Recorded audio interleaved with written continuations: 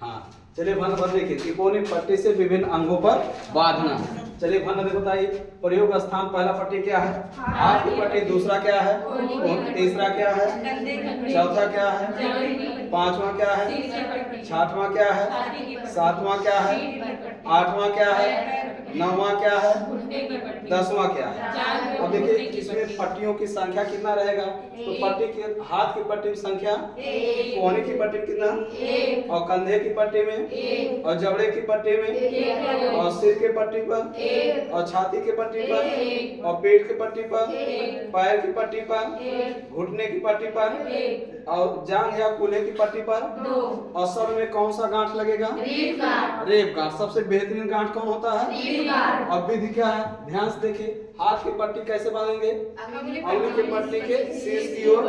फिर देखिए कोहनी की पट्टी 90 अंश पर होना चाहिए। फिर कंधे की पट्टी का शीर्ष भाग गर्दन के पास होना चाहिए। फिर जबड़े की पट्टी पूरी पट्टी की तरह पतला मोड़ देते हैं।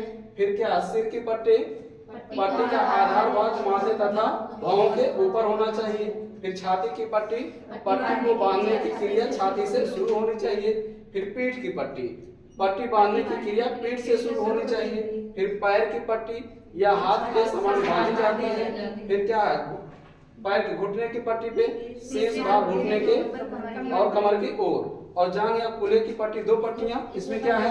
इसमें पहली पट्टी से जांघ व कूल्हे को ढका जाता है और दूसरी इस प्रकार बांधी जाती है कि पहली पट्टी शीर्ष के नीचे दब जाए। ठीक है?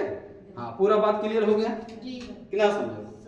हाँ चलिए ये देखिए गांठों की संख्या हो गया, और मतलब कौन सा गांठ रहेगा, पट्टी की संख्या हो गया ना। पूरा बात क्लियर?